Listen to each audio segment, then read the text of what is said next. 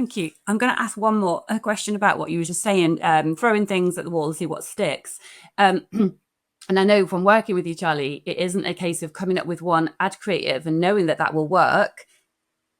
It's an ongoing learning and testing process. So can you explain that a little bit more, please, for me? How you work? Yeah, I think, yeah, totally. So I think, as I said, back in the olden days, people were still coming up with messaging and still writing ads, even if they weren't necessarily being super strategic about it. And that can sometimes be throwing things at the wall to see what sticks. Maybe, you're a copywriter, a D2C copywriter in an agency, and perhaps you're writing ads for a brand, and the only thing that you get during onboarding is like a link to the brand's website. And you've got to then, as the copywriter, go to the website and try and find the right messages. So that is what I kind of think around throwing things at the wall. Now, if we wanted to be more strategic about that, we can do certain things to try and figure out what is actually most important to our customers. So for me, it's that shift. As the brand, you're going to have ideas around what you think your customers value the most. As a founder, if you're feeding into that marketing messaging, there's always a reason why a founder creates a business, and quite often it's a story about a pain point or a problem that they were trying to solve for themselves.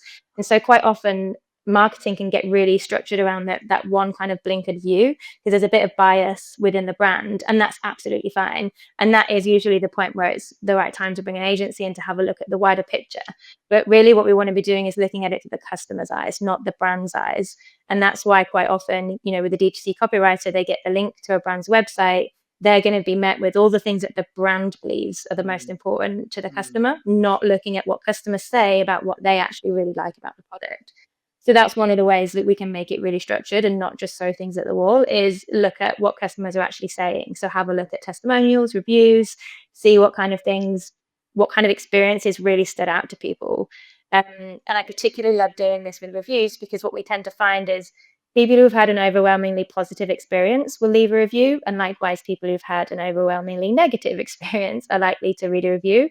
If you've ever looked at, I don't know, an Amazon listing with 10,000 reviews, and you look at the weighting of the 5-star versus 4, 3, 2, 1, you'll see the biggest chunks are generally in the 1-star and the 5-star. Because the people in the middle who had an average experience, they weren't passionate enough to do anything about it.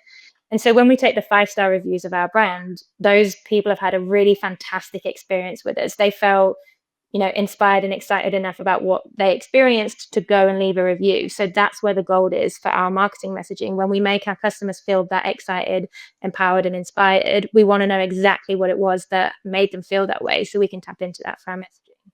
So that's really where I start in terms of making a testing plan, is then breaking those different elements that we can find, or different dimensions that we can find from really kind of interrogating customer reviews into a testing plan, and then systematically testing those things to see which one performs the best. Thank you. And it's constant testing process, isn't it? With the creative and the copy, Yeah, learning what works, yeah. Thanks. absolutely. And really the reason for that, I can just expand on that a bit as well, is there will be different personas within your buying audience that buy for different reasons. So if we just stick with that one thing, the founder's reason for creating the business, and go with that, we're kind of ignoring a whole massive host of our total addressable market that could be potential customers for us. And so when we start to come up with different ideas around how people are using our products or services, we can tap into different pain points or different desired outcomes, different transformations, and we can then start to reach a much broader reach within that addressable market that we've got.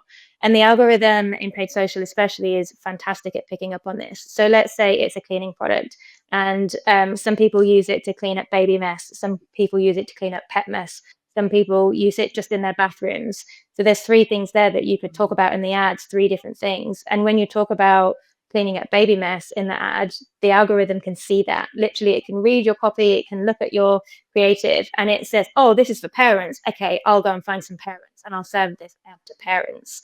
And then you've got your pet ad talking about cleaning up pet mess. Oh, these are pet owners. I know all the audience that are pet owners. I'll serve this ad to all of the pet owners.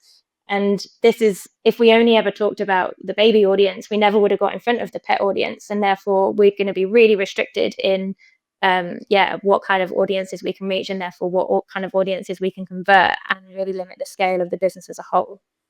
Love it. Thank you very much.